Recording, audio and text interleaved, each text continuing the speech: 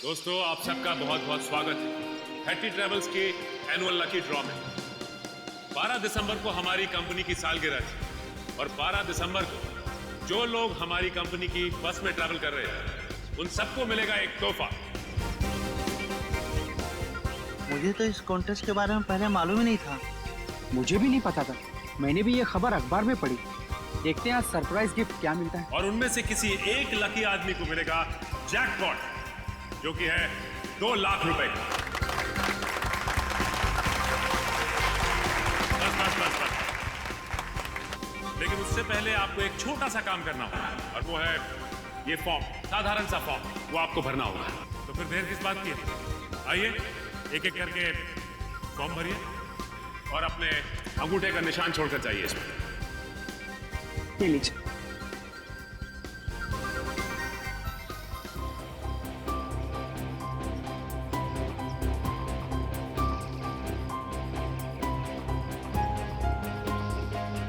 Madam, ये सारे के सारे फॉर्म स्कैन कर लो, नेट पे डालेंगे ना। जी सर जी।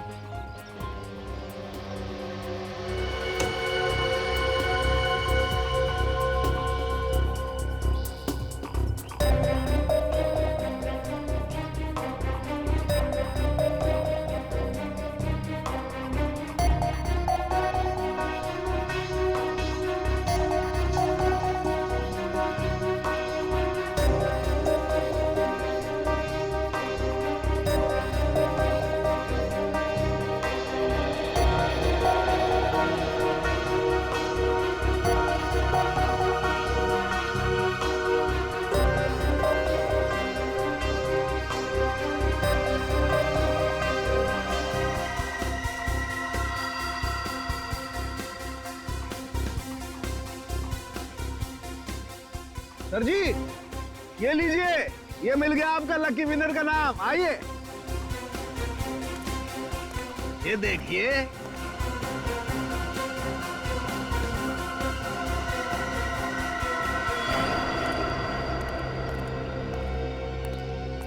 दोस्तों, आप सबका इंतजार अब खत्म हुआ। अब हम घोषित करने जा रहे हैं विनर का नाम, जो कि है मिस्टर जगन। मैं जगन हूं। मैंने जैकपॉट जीत लिया। मुझे विश्वास ही नहीं हुआ। मैंने 2 लाख रुपए जीते। 2 लाख। सर, कहाँ लेना है? आपके लिए हमने और भी कुछ सोच के रखा। उससे भी बड़ा सर। उससे भी बड़ा क्या सर?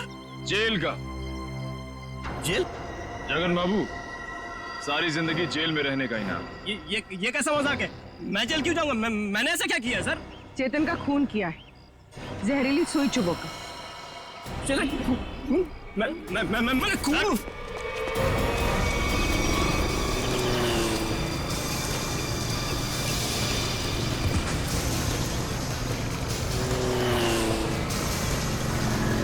तुम्हें पकड़ने के लिए इतनी बड़ी प्रतियोगिता रखी है, इनाम क्या तेरा बाप लेगा? सर, मैंने कुछ नहीं किया सर, मैंने कुछ नहीं किया। छोड़ दो सर, छोड़ दो मुझे सर। अब बोल, चेतन का खून क्यों किया तूने? सर, मुझे पैसे मिलने थे उसके। सर, कौन देने वाला था पैसे तुझे? आज रात को मिलेगा वो आदमी मुझसे। सर,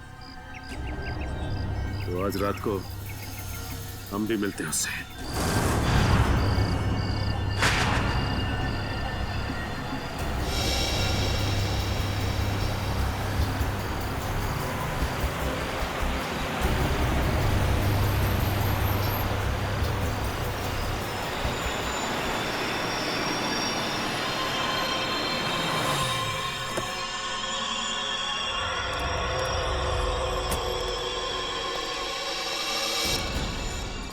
सेठ, वक्त के बहुत पाबंद हो तुम, मुझसे पहले यहाँ पहुँच गए।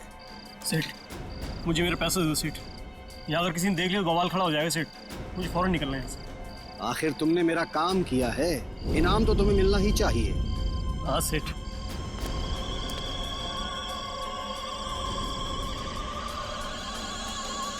ये रहा तुम्हारा इनाम, देखना चाहोगे? सर, बंदूक? हाँ, बंदूक। क्या मजाक है सेठ? ये मजाक नहीं और ना ही ये कोई खिलौना है। ये असली बंदूक है और चलती भी है। और इसीलिए तो अगली गोली तेरे सीने के पार ठोकनी है। सर मुझे क्यों मारना चाहते हैं? मैंने तो हेल्प किया आपकी। इसीलिए तो अब तुम मेरे लिए एक खतरा बन चुके हो, और मैं खतरों को पालता नहीं हूँ, उन्हें खत्म कर देता हूँ। Finish. Bye Jagan. Good evening guys, कैसे हैं आप? आज की शाम आप जैसे संगीत प्रेमियों के नाम एंड आई मेक श्योर आज की शाम रॉकी एंड बैंड के साथ आप लोगों की बहुत ही यादगार शाम होगी। तो हो जाइए तैयार रॉक एंड रोल करने के लिए रॉकी के गानों के साथ।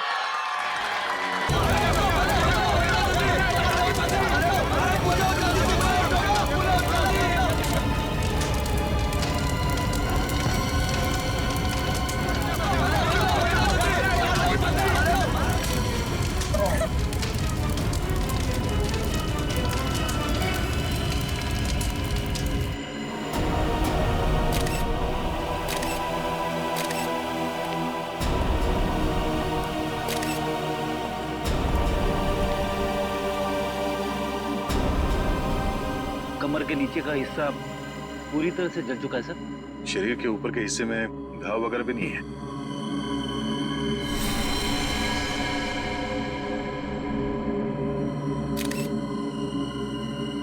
क्या स्टेज पे किसी भी चीज को हाथ तो नहीं लगा किसी ने?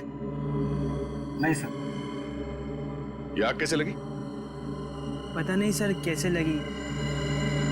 जैसे हमने रॉकी को आग की लपटों में घिरे देखा, हम भागकर स्टेज पर आए, और सर रॉकी को हम बचा नहीं पाए।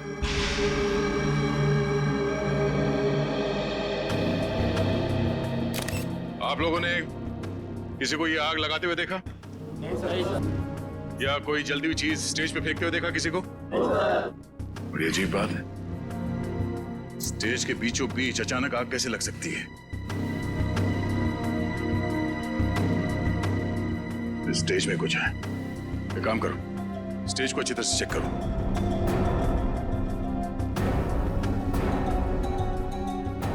सर, हाँ? मैं कुछ कहना चाहती हूँ। क्या बताना चाहती हो?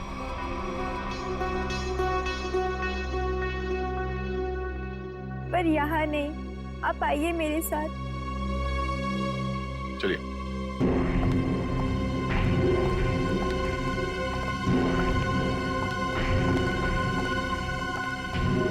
बोलो, क्या बताना चाहती हो? मुझे शक है कि किसी ने उसका खून किया है। किसने खून किया? कौन है वो? सर वो कौन है ये तो नहीं पता, लेकिन कुछ दिनों से हमारे बैंड को धमकी भरे लेटर्स भेज जा रहे थे। धमकी भरे लेटर्स?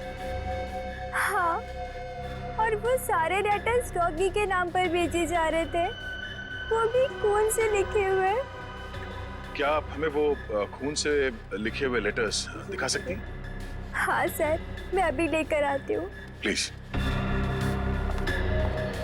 सर, अगर लेटर्स भेजने वाले ने आग लगाई है तो इसका मतलब है कि शो के दौरान वो ऑडिटोरियम में मौजूद था। हाँ पूर्वी, लेकिन उसने ये आग लगाई कैसे, ये पता लगाना जरूरी है। मिला फ्रेडी?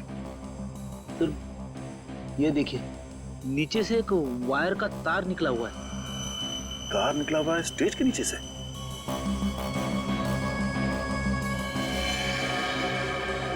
वो भी ठीक उसी जगह पे जहां पे रॉकी खड़ा था जलने से पहले।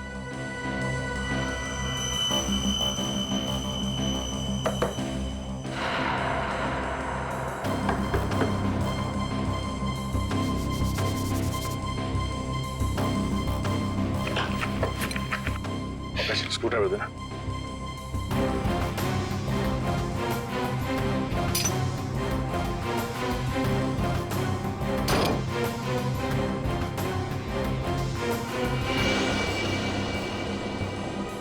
सर, नीचे तो एक कमरा है।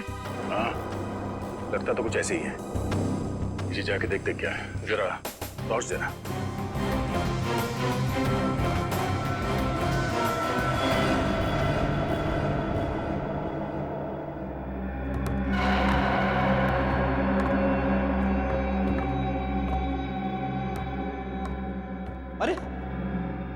ये कैसा छुपा हुआ कमरा है सर?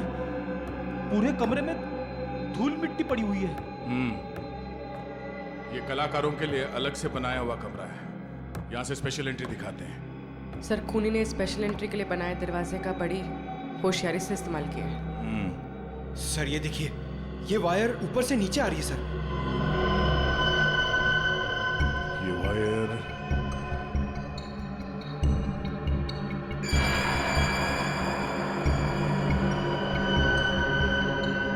ये क्या?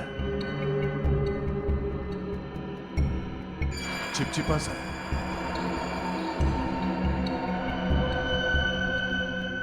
ये तो रबर सॉल्यूशन है। सर रबर सॉल्यूशन यहाँ पर? हाँ, यहाँ पे क्यों? ओह, अब समझ में आया ये सारा मामला है क्या? क्या सर? ये सब रॉकी को मारने का प्लान था। ये इलेक्ट्रिक वायर, ये रबर सॉल्यूशन। रॉकी को मारने का प्लान? वो किसे? बताता हूँ फ्रेडी। पहले ये देखते हैं कि ये इलेक्ट्रिक वायर जाता कहाँ है।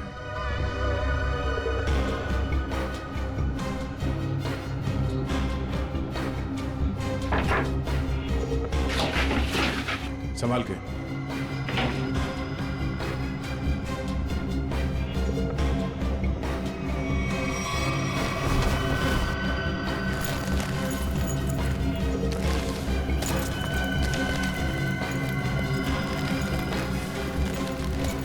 सर ये तो बैक स्टेज एरिया है। वो देखिए, एक्स्ट्रा ड्रम्स और गिटार भी दिख रहे हैं।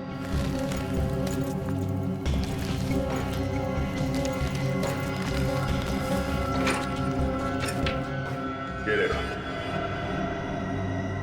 वायर मेन स्विच से कनेक्टेड है। आपको समझ में आया फ्रेडी? फ्रेडी, रॉकी ठीक उसी जगह पे खड़ा था जहां से हम लोग नीचे आए, और ये वायर उस दरवाजे से कनेक्टेड था और आसपास रबर सॉल्यूशन पड़ा हुआ था। जैसे ही कंसर्ट शुरू हुआ, किसी ने ये मेन स्विच ऑन कर दिया, वायर में शॉर्ट सर्किट हो गया और रबर सॉल्यूशन में आग लग गई, और आग इतनी तेजी से फैली कि रॉकी कुछ कर नहीं सका, वही मारा गया बेचारा। सर अब खूनी का कैसे पता चलेगा?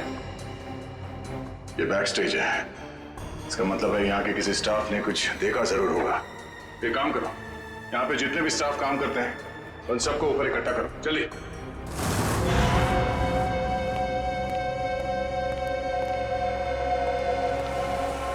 सब लोग आ गए? अच्छा एक बात बताओ, शो स्टार्ट होने वाला था या फिर शो स्टार्ट हो चुका था? उस वक्त आप में से किसी ने स्टेज के पीछे जो कॉरिडोर है, उसमें जो इलेक्ट्रिक स्विच बोर्ड है, उसके आसपास किसी को देखा था? स्विच बोर्ड के पास? वो क्यों? क्योंकि किसी ने वायरिंग के साथ छेड़छाड़ की है और वही आदमी रॉकी की मौत का जिम्मेदार है। ओ नो सर, ये आप क्या कह रहे हैं? सर मैं तो स्टेज पर था रॉकी के साथ। और जो बैंड मेंबर्स परफॉर्म नहीं कर रहे थे वो लोग भी स्टेज पर खड़े थे रॉकी को चीयर करने के लिए। और तुम कहाँ थे? तुमने किसी को देखा स्विच बोर्ड के पास जाते हुए? देखो, घबराओ मत, सोच के बताओ। हाँ, शो शुरू होने से पहले आखिरी बार तुमने कॉरिडोर में किसको देखा था?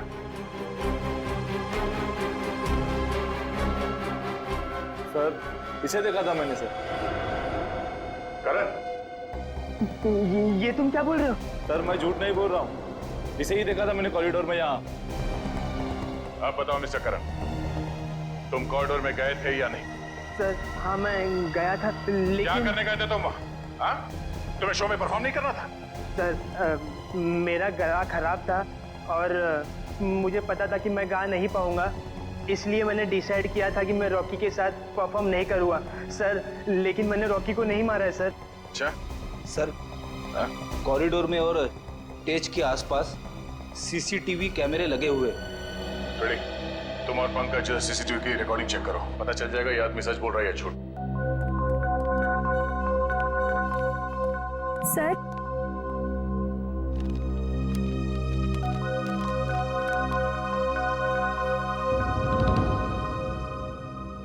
वाकई ये लेटर्स तो फोन से लिखे हैं।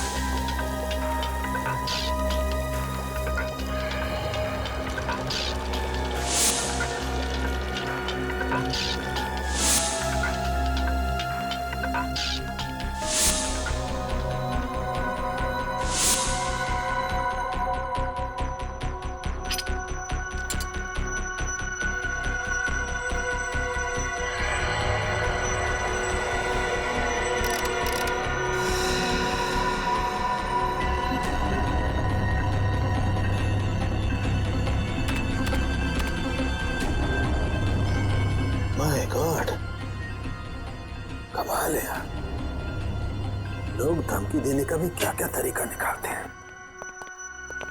साळुंखे, किस सोच में पड़ा है तू? बॉस, ये जो लेटर्स हैं ये खून से लिखे गए। तो इसमें कौन सी अजीब बात है? अजीब बात यह है बॉस कि ये जो खून है वो इंसान का नहीं है, जानवर का खून है। जानवर के खून से? हाँ, ये लेटर्स भेड़ के खून से लिखे गए हैं बॉस, भेड़ के खून से। भेड़ के खून से? और क्या पता चला? ये लेटर्स मैंने अच्छी तरह से स्टडी किए हैं। जिस किसी ने भी ये लेटर्स लिखे हैं वो बहुत ज्यादा पढ़ा लिखा इंसान है। सालुंखे साहब, ये रॉकी के शरीर पे जले हुए के अलावा किसी और चोट या घाव का निशान? नहीं सचिन, इस रॉकी के शरीर को मैंने अच्छी तरह से चेक किया है और किसी किस्म का कोई निशान नहीं है। इस रॉकी का शरीर आधा जल चुका था और जलने की वजह से इसकी मौत हुई। सर, जिसने भी ये धमकी भरे लेटर्स भेजे हैं, सर वही खूनी है क्या? हाँ निखिल, जिसने भी ये धमकी भरे खत लिखे हैं ना, उसी ने खून किया है। और एक बात है, भेड़ का खून मुंबई जैसे शहर में आसानी से नहीं मिल सकता। वो जरूर किसी जंगल वाले इलाके या फिर फार्म हाउस वाले इलाके से ही मिला है। तो हमारे शहर के आसपास जितने भी फार्म हाउसेस है, वहां जाकर के पता लगाओ, पूछताछ करो और देखो किसने भेड़ का खून किसी को दिया है या फिर बेचा है क्या।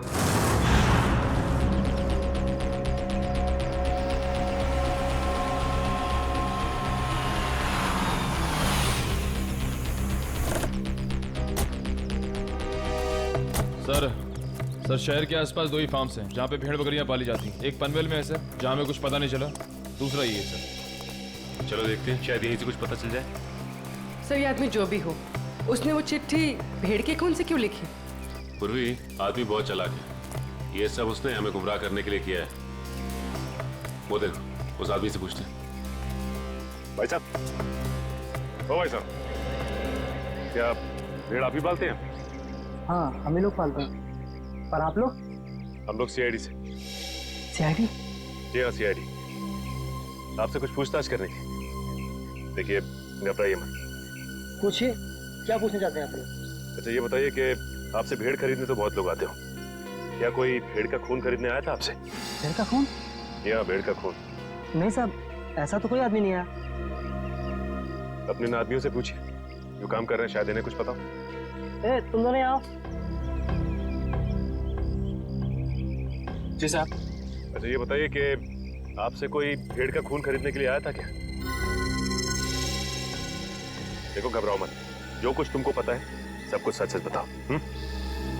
साहब, वो कुछ दिन पहले एक आदमी भेड़ का खून लेने आया था साहब। क्या? तुमने मुझे क्यों बताया? गलती है, माफ कर साहब। वो उसके लिए उसने मुझे बहुत पैसा दिया था। बोला था कि कुछ दवाइयाँ बनाना, इसके लिए उसे भेड़ का खून चाहिए साहब। क्या तुम उसे पहले से जानते थे? नहीं, मैं पहली बार मिला था। उसके बारे में और कुछ याद है तुम्हें? उसका पहनावा या उसकी कोई आदत? हाँ, उसके पास एक महंगा फ़ोन था। वो बार बार फ़ोन को ही देख रहा था साहब। ऐसा फ़ोन मैंने कभी नहीं देखा। ऐसा क्या था उस फोन? नीले रंग का फ़ोन था, उस पर स्टार बना हुआ था साहब, और उसके पीछे कुछ एल जैसा लिखा हुआ था साहब। 5-6 दिन पहले लोकम नाम की इंटरनेशनल कंपनी ने एक ऐसा फ़ोन लॉन्च किया है। अखबारों में उसकी काफ़ी चर्चा भी हुई थी।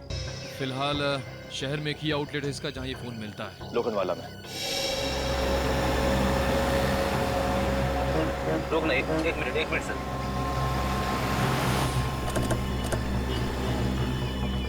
सर, ये उस मोबाइल कंपनी की दुकान है जिसके बारे में सचिन सर ने फोन करके बताया था।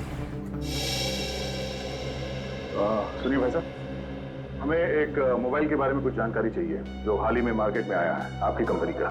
कहीं आप लोकम की बात तो नहीं कर रहे हैं? हाँ, लोकम का नीले रंग का फोन, पीछे एल लिखा हुआ और आगे स्टार बना हुआ। कहीं आप इस फोन की बात तो नहीं कर रहे? हाँ, इसी फोन की बात कर रहे हैं। बोलिए साहब, क्या जानकारी चाहिए? सबसे नया मॉडल है, 10 दिन पहले ही लॉन्च हुआ है। आपको चाहिए तो अभी से बुक कर दूं? नहीं, हमें खरीदना नहीं। हमें ये पता करना है कि ये फोन किन किन लोगों ने खरीदा है। हमें उनकी लिस्ट चेक करनी है। पर क्यों साहब? देखिए, हम सीआईडी से और एक खून के सिलसिले में तहकीकात कर रहे हैं। जी बिल्कुल। अभी तक हमने सिर्फ 12 पीस ही बेचे हैं, कस्टमर का रिस्पॉन्स देखने के लिए।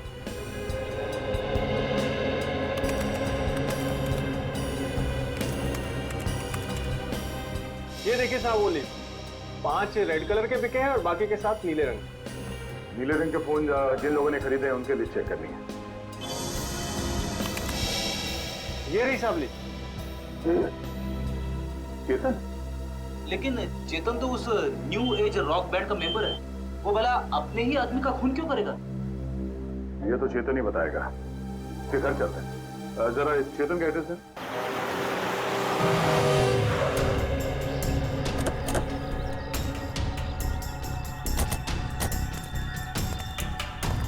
सर घर तो बंद है। अब कहाँ ढूंढेंगे चेतन को? घर के अंदर।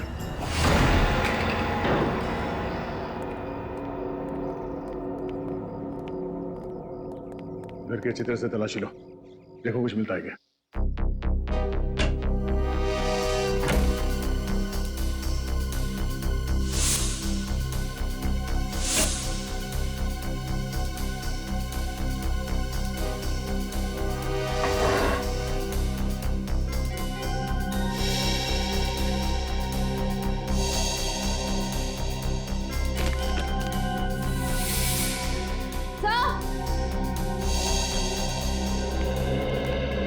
डस्टबिन में फटे हुए कागज है।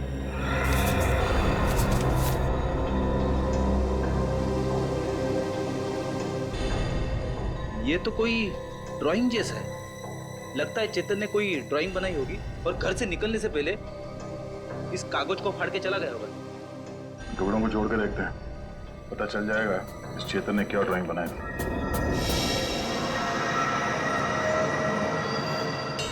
सर ये तो कोई नक्शा या कोई ब्लूप्रिंट लग रहा है।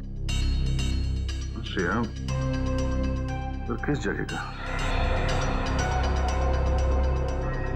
तो करण के ऑफिस के कैबिन का ब्लूप्रिंट है। करण?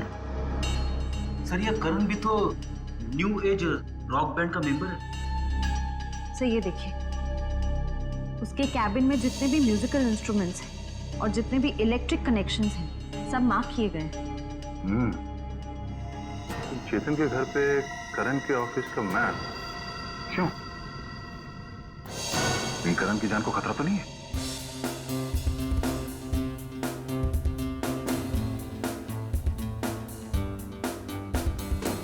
रोकी सर की बहुत याद आती है। उनकी आवाज में एक अलग ही जादू था।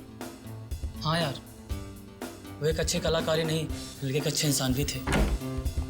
सीआईडी यहाँ हमारे ऑफिस। करण का बात क्या है सर? हमें कुछ जरूरी बात करनी है उससे। सर वो तो बाहर गए हुए। कहाँ गए? सर पता नहीं सर। अजीब बात है सर, स्टाफ को बिना बताए करण कहीं चला गया। करण का कैबिन कहाँ है? वो रहा सर। ठीक है चलो। सर रुक जाइए सर। सर करण सर के कैबिन जाना मना है सर। चुप, चुपचाप मुंह बंद करके यहाँ पे खड़ा रहे। सीआईडी के काम में दखल देने का अंजाम जानते हो तुम? मगर सर करण सर ने कहा अंदर केबिन में खतरा है, इसलिए सर किसी को वहां मत जाने देना। खतरा है? हाँ सर। फिर तो जरूर जाना पड़ेगा।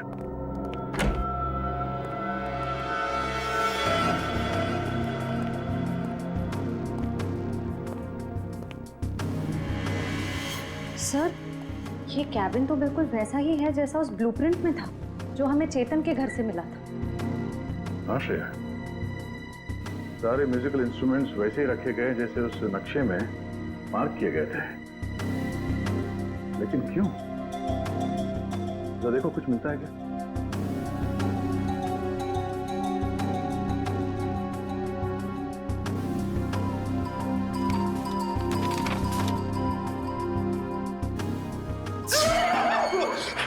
जाओ रेडी। सर गिटार में करंट है। गिटार में करंट है? अरे नहीं सर, सर रॉकी के खून में करण का हाथ है, इसीलिए उसने जानबूझ के ये वाला सेटअप अपनी कैबिन में बनाया ताकि वो शो में होने वाले खून की प्रैक्टिस कर सके। सर ये स्केच देखिए, इसमें म्यूजिकल इंस्ट्रूमेंट्स और इलेक्ट्रिक कनेक्शंस बिल्कुल वैसे ही हैं जैसे उस शो में थे। स्टेज और बैक स्टेज में भी सब ऐसे ही फिट किया गया था। ये सारा मामला समझ में आ रहा है। करण और चेतन इन दोनों ने मिलकर रॉकी का खून किया है। मगर सर, करण सर ऐसा क्यों करेंगे सर?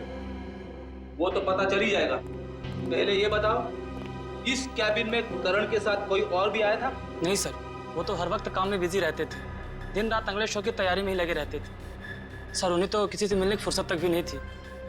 पर सर, उसने कहा था कि उसका गला खराब था, इसलिए उसने रॉकी के साथ उस शो में परफॉर्म नहीं किया। वो सब एक झूठ था। उसने हमारे सामने नाटक किया।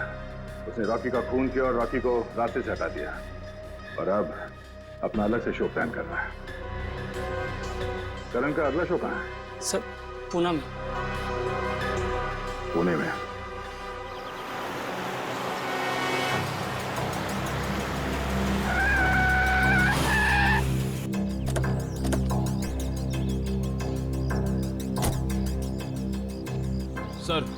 सर मोबाइल कंपनी के हिसाब से चेतन के फोन का आखिरी लोकेशन यहाँ पे ट्रेस हुआ है सर ऐसी सुनसान जगह पर चेतन ही आया क्यों होगा?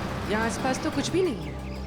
कुछ तो जरूर है। हो सकता है चेतन यहाँ पे किसी से मिलने आया हो और उसके बाद यहाँ पे आके कहीं छिप गया। पर सर अब हम चेतन को ढूंढेंगे कैसे? वो देखो, सामने छोटी सी दुकान दिख रही है ना, वहाँ चल के पूछते हैं।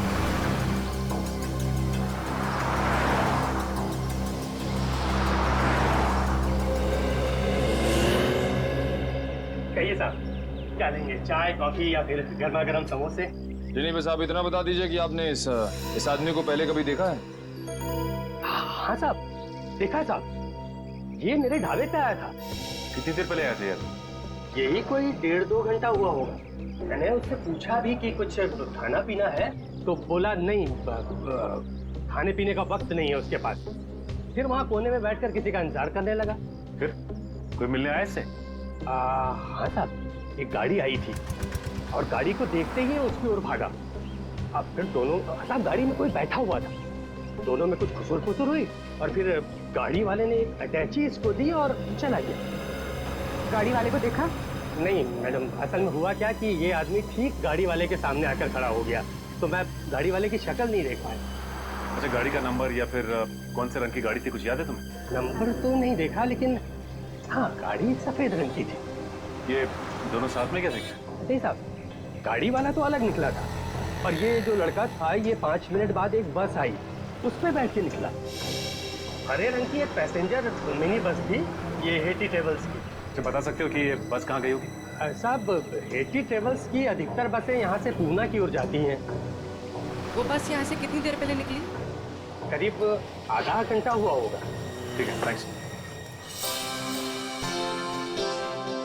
Hello everyone.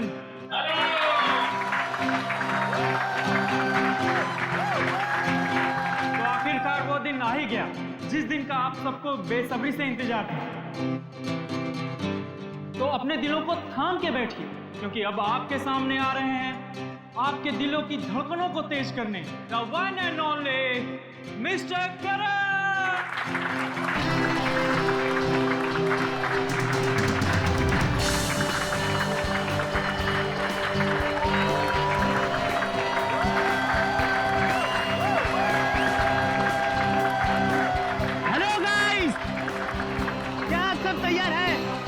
शो को रंगीन बनाने के लिए?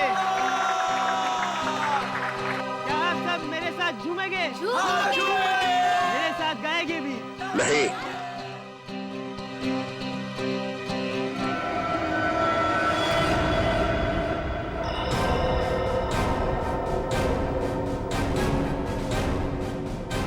सीआईडी यहाँ? हाँ, आप लोग सब प्लीज बाहर जाइए। हम करण जी का शो अकेले में देखना चाहते हैं। टेंशन लेने की जरूरत नहीं है, तुम्हारे पैसे तुम्हें मिल जाएंगे। चलो चलिए चलिए। नहीं नहीं, ये नहीं हो सकता। रुक जाइए आप सब लोग, ये मेरे जिंदगी का पहला शो है।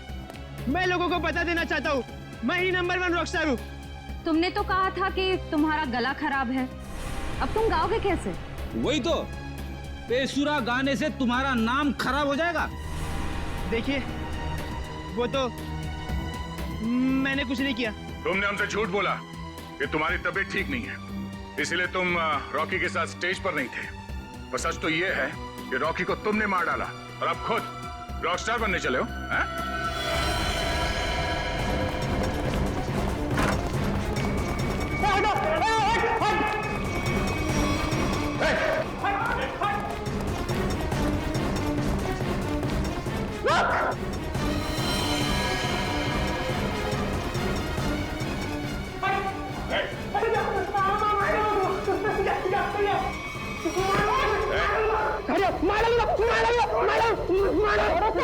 चलो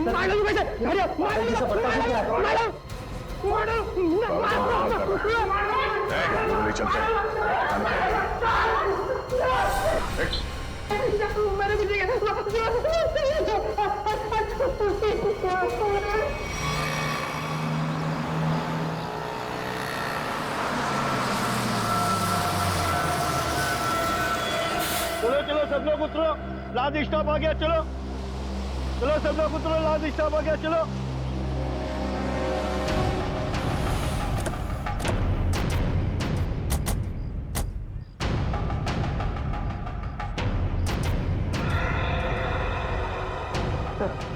हो रहा चेतन, बस से उतर रहा। सर बार बार पीछे मुड़ के देख रहा है, ऐसा लग रहा है काफी डरा हुआ है। गलत काम करेगा तो डरेगा ही।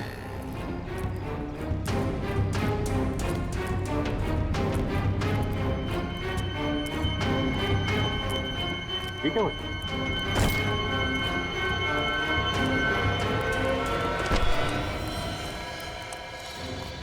प्लीज प्लीज प्लीज हटिए हटिए प्लीज। माय गॉड, ये तो मर गया। मर गया? अचानक क्या हो गया इसे?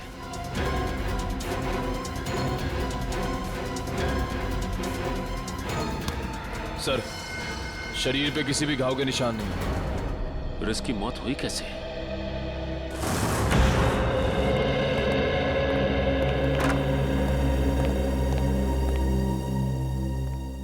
बताओ करण, एक कलाकार होने के बावजूद भी क्यों किया तुमने ये? है? क्यों किया? बताओ। मेरा बेटा कहाँ है? करण, करण, मेरा बच्चा, तू ठीक है ना? आप क्यों मेरे बेटे के पीछे पड़े? मेरे बेटे ने कोई गुनाह नहीं किया है। गुनाह किया है गुनाह करण ने। रॉकी का खून किया है। खून? नहीं नहीं एसीपी साहब, लगता है आपसे कोई भूल हो गई है। देखिए मेरा बेटा किसी का खून नहीं कर सकता। अच्छा, करण के ऑफिस में वो म्यूजिकल इंस्ट्रूमेंट के साथ बिजली के तार क्यों जोड़े गए? और वो स्टेज का स्केच वो कहां से आया जहां पे रॉकी की मौत हुई थी? सर मैं मानता हूं मैं रॉकी को मारना चाहता था। मैंने वो इलेक्ट्रिक वायरिंग भी की, स्टेज पर रबर सॉल्यूशन भी लगाया और रॉकी को जलाकर मार देने का प्लान भी बनाया। पर यकीन कीजिए सर, मैंने रॉकी को नहीं मारा है। मैंने तो लास्ट समय अपना प्लान बदल दिया था सर। झूठ झूठ बोल रहे हो तुम नहीं मारा है रॉकी को, और तुमने चेतन को अपने प्लान में शामिल कर लिया ताकि सारा इल्जाम उस पर जाए। कौन चेतन? वही चेतन जो तुम्हारे रॉक बैंड का मेंबर था, समझा? सर चेतन से मेरा कुछ लेना देना नहीं है सर। अच्छा, रॉकी का खून तुमने नहीं किया है, चेतन के साथ तुम्हारा कोई संबंध नहीं है। सब पता लगा लेंगे करण, सब पता लगा लेंगे। सचिन, पता नहीं क्यों लेकिन ऐसे लगता है कि इस करण की बातों में कोई सच्चाई है। सर अगर ये चेतन करण से मिला हुआ नहीं है तो चेतन के घर में करण के ऑफिस का ब्लूप्रिंट कैसे आया? और फिर इलेक्ट्रिक वायरिंग पे जगह जगह मार्किंग की गई थी।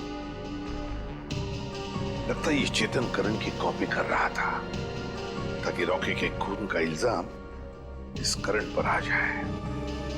सर चेतन को किसने मारा हुआ? कोई और है सचिन, कोई तीसरा, जिसने चेतन के हाथों रॉकी को मरवा दिया और फिर अपना काम होते ही चेतन को भी ऊपर भेज दिया। पर है कौन ये तीसरा?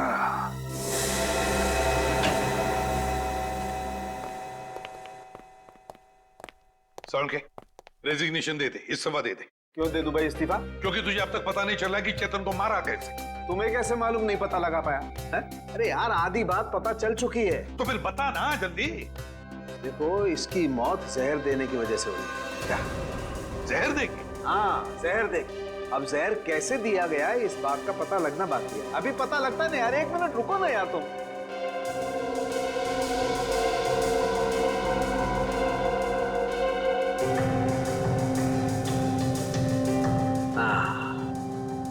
ये इसी बात का शक था मुझे।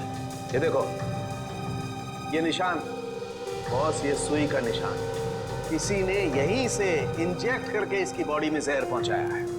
लेकिन सर चेतन तो हमारे सामने बस से उतरा, बिल्कुल ठीक ठाक था। और जब हमने इसका पीछा किया तब भी बिल्कुल ठीक ठाक था। और सर वो मरा भी हमारे सामने, हमने तो नहीं देखा किसी को उसे इंजेक्ट करते हुए। सचिन, इसे 15-20 मिनट पहले ही जहर दिया गया। बॉस, ये स्लो पॉइजन है, 15-20 मिनट के बाद असर करता है। तो इसका मतलब है चेतन को पॉइजन दिया गया बस में। मतलब खूनी बस में ही था जब चेतन बस में था। मगर सर चेतन को अगर बस में इंजेक्शन दिया गया तो उसे पता कैसे नहीं चला? भीड़ थी निखिल, बस में भीड़ थी। भीड़ का फायदा उठाया होगा खूनी ने। लेकिन सर अब खूनी तक पहुंचेंगे कैसे? मैं आप लोगों की मदद कर सकता हूं। तो फिर टाइम पास क्यों कर रहा है? अबे पता ना जल्दी। बॉस, इसकी कलाई पर एक चमड़े का बेल्ट था, उस पर और इसकी कलाई पर मुझे उंगलियों के निशान मिले। किसके निशान मिले सारुण के? अब इसकी उंगलियों के तो है नहीं, तो शायद वो निशान खूनी के होंगे।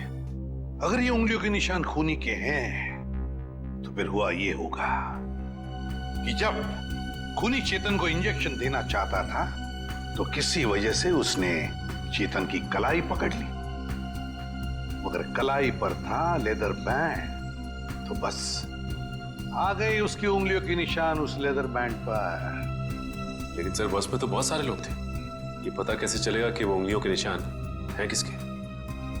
पता तो लगाना पड़ेगा सचिन कि वो उंगलियों के निशान हैं किसके। पता तो लगाना पड़ेगा। है एक तरीका है। खतरा बन चुके हो और मैं खतरों को पालता नहीं हूँ, उन्हें खत्म कर देता हूँ। फिनिश। बाय जगन।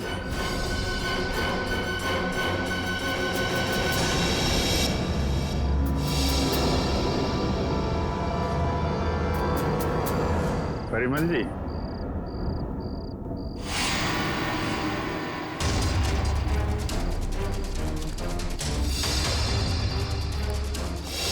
मुझे माफ कर दो, प्लीज मुझे माफ कर दो। अच्छा, कभी कभी आदमी को ज्यादा चालाकी भारी पड़ जाती है परिमल जी। लोगों को इनाम देने का बहुत शौक है ना, अब सीआईडी का इनाम चाहिए। हाँ, मैंने ही मारा रॉकी और चेतन को। क्यों? हाँ? क्यों मारा तुमने रॉकी और चेतन? तुम तो रॉक बैंड के गुरु थे ना? गुरु? क्यों? क्योंकि उनकी वजह से मैंने अपना बेटा खोया था। उसकी मौत का बदला लिया है मैंने। मौत का बदला? मतलब? क्योंकि उनकी वजह से मेरे बेटे ने आत्महत्या की थी। वो कैसे? मेरा बेटा बहुत अच्छा गाता था, उसकी आवाज में जादू था। बहुत जल्दी वो बहुत पॉपुलर होने वाला था। बस ये रॉकी और करण जलते थे उससे। इन दोनों ने मिलकर मेरे बेटे का कैरियर बर्बाद करने का प्लान बनाया। इन्होंने उसे कोई ऐसी ड्रग्स खिला दी जिससे वो बीमार पड़ गया। उसका गला खराब हो गया। धीरे धीरे करके उसने गाना ही छोड़ दिया और डिप्रेशन में चला गया। फिर एक दिन इन सब हालात से तंग आकर उसने आत्महत्या कर ली। आप इतने यकीन के साथ कैसे कह सकते हैं कि ये सब कुछ रॉकी और करण ने किया? क्योंकि मेरे बेटे के मरने के बाद एक दिन मैंने रॉकी और करण की बातें सुन ली थी, मगर उन्हें नहीं पता था कि मुझे उनकी असलियत पता चल चुकी है। और इसलिए तुमने रॉकी को मार डाला। हाँ, मगर रॉकी को मारने का प्लान करण का था और ये बात मुझे पता चल गई थी। मैं हमेशा करण पर नजर रखे हुए था। और चेतन को क्यों मार डाला?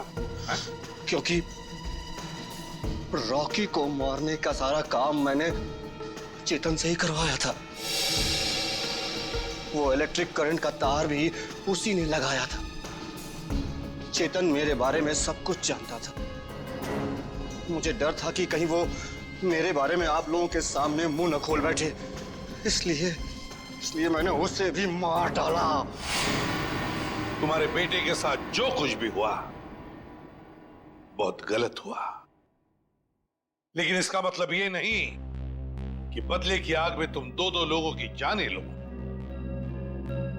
तुमने बहुत बड़ा जुर्म किया है और इस जुर्म की सजा तो सिर्फ फांसी ही है, फांसी।